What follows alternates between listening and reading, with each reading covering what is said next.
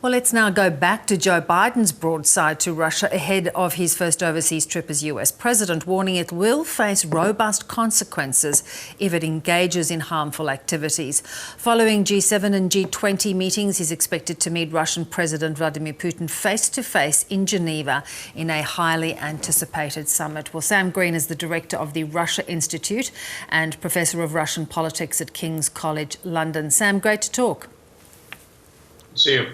This feels a little like a return to Cold War diplomacy, the way Biden is setting it out. How effective is this hardline stand going to be? Well, we're going to have to see. I think you're right. It does remind us a bit of what things used to be like in the Cold War, to the extent that obviously, Russia's not the Soviet Union, and we're not locked in the same kind of confrontation that we used to be.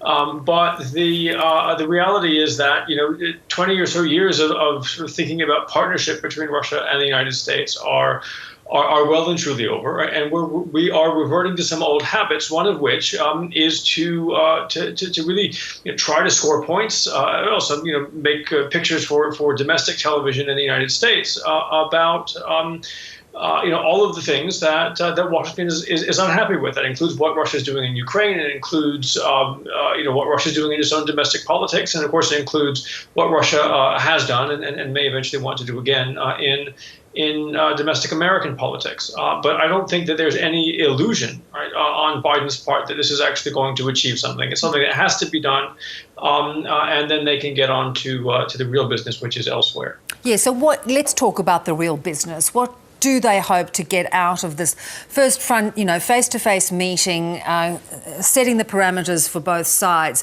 What goes on behind the scenes? Well, behind the scenes, there is a return to grown-up diplomacy, which is something that we haven't had in the U.S. relationship with Russia or other parts of the world for the previous 4 years. I think when the Biden administration came in, we saw a very quick movement to renew the New START treaty, a key piece of nuclear nonproliferation and arms control legislation. And now the question, I think, is really, can they make progress beyond that? There is no agenda here for any kind of a deep structural partnership between Russia and the United States, or really even any discussion of that. And I would not expect us to come out of this meeting with an agenda for arms control, much less any achievements. But we could come out with an agenda for having further meetings that might eventually get us to an agenda to focus really on areas where there is agreement about the need for strategic arms control and stability globally. Yeah. In terms of the Atlantic Charter, which the US and the UK are revisiting, and other alliances that Joe Biden wants to sort of put back into play after the Trump years, how much notice is Russia taking of that?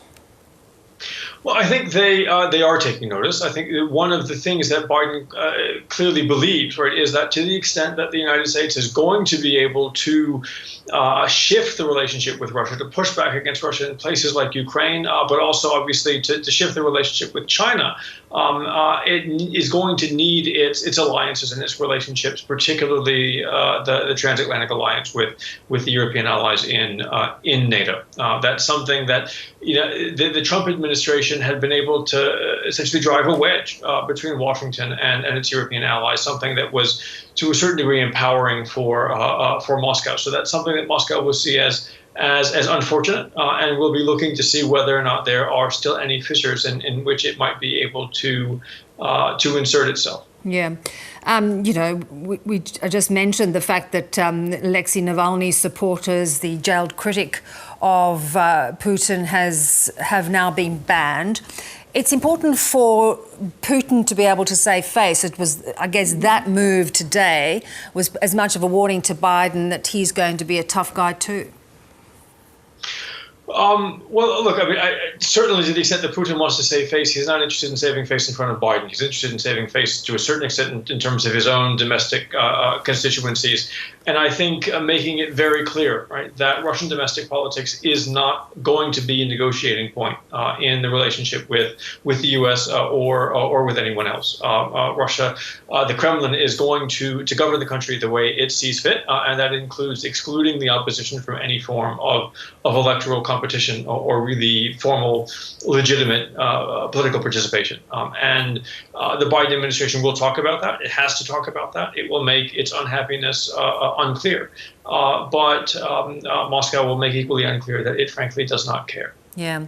What robust consequences can the US take if, as you pointed out, Russia continues its cyber attacks, its election interference, its incursions around Ukraine? Well, I think that's probably actually a conversation that the Biden administration needs to have, not with Moscow, and maybe not even internally, but with Europe, with NATO, and with other allies, to understand, what can be done beyond sort of the normal approach to sanctions, right? Which has certainly had an impact on certain interests within Russia, but has not led to anything that we might see as a change in Russian policy and behavior, or really anybody else's. Russia's not the only one who plays this game, and so I think that there is a question that the U.S. and its allies are going to have to think very hard about in terms of what really can they do, and what can they do together that would maybe impose greater costs than what they've been able to do thus far alone. Good to talk, Sam. Thanks. Thank you.